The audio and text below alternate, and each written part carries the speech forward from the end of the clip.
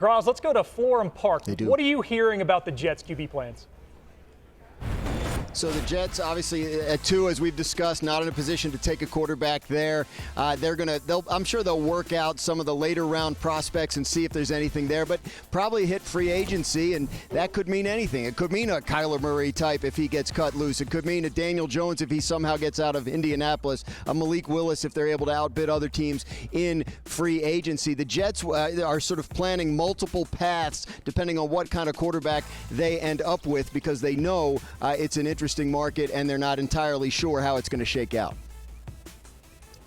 I know a lot of Jet fans are watching and they're throwing their up saying, really? We have the number 2 overall pick and there's not a quarterback for us? It's true. There's not. There is no quarterback in this draft that's going to be worth taking at number 2 overall. But however, at 16 overall, maybe you could convince yourself that one of these prospects is worthy of that, especially if you have 2 first-round picks.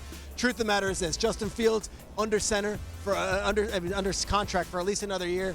They have no reason to get rid of him. He's under contract at an affordable number. They can keep him. And then you start looking at some of these names that might be free agents. You mentioned Tua, obviously, and Kyler. Those might be at different price points. Kenny Pickett, I know, Jets fans, I get it. Kenny Pickett, Geno Smith might be a free agent. He might be available for like a homecoming of some sort. Jimmy Garoppolo, I know. These are not necessarily quarterbacks you're going to be doing flips over. But when you have all these draft picks, you have such a young roster, these are the realistic names that might be taking snaps under center for the Jets this season. Hey, we just saw Sam Darnold resurrect his career in Seattle. A similar uptick from one of those guys you mentioned. And let's go from Aaron Rodgers' former team to his most recent one, maybe his one for 2026. 42-year-old Rodgers, an unrestricted free agent after 1 season in Pittsburgh. So, Graz, what are the Steelers' plans? Steelers, I don't think, have ruled out the possibility of running it back with Aaron Rodgers if he wants to play another season, which is a question they still don't know the answer to. Their GM, Omar Khan, saying he doesn't expect that decision to take as long as it did last year. And once it's made by Rodgers, the Steelers will assess whether they want to move forward with him for another year or if there are other options. And then we go right back to the same list of potential free agent fits, potential trade targets. So it sounds like Aaron Rodgers going back there is a strong possibility. If not, then they're in the same boat as these other teams. Or maybe they just play the quarterback that they drafted last year in Will Howard. Why do we continue to try to get Grandpa off the rocking chair and put him back in the lineup? At some point, guys, we have to come to the conclusion that a 42-year-old quarterback just doesn't want to get hit anymore. And yeah, he can play in a 2 or 3 game stretch. But from a 17-game standpoint, Aaron Rodgers ain't giving you nothing anymore. So I think it's time for the Steelers to move on. At some point, we have to accept the fact that the 4-time MVP we're used to seeing isn't anymore. Move on. Let the young guy play. I'm tired of seeing Aaron Rodgers limp out there and us get all these great expectations. Is he going to conjure back up the MVP status? Hell no, he's not. He old. He don't want to get hit no more. Yeah, and you look at those tush pushes. Rodgers is, as far away from it as those of us on the sidelines, just celebrating the first down, and Pat Fryermuth or somebody else is taking the snap.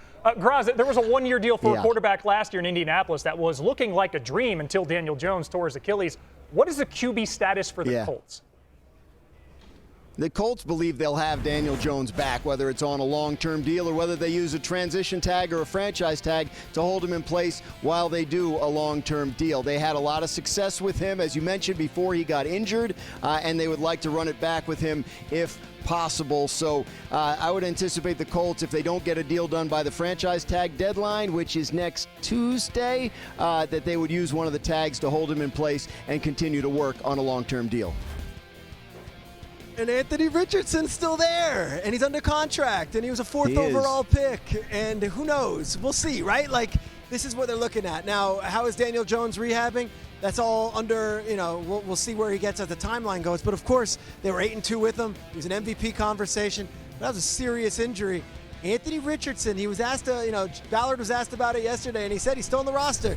So let's see where he's at, too, when he comes back the next time he's in the building trying to throw a football and see if he's ready to compete another time around. And I don't even want to ask Booger's thoughts about Phillip Rivers after his comments with Aaron Rodgers and letting Grandpa back on the field. Listen, ageist.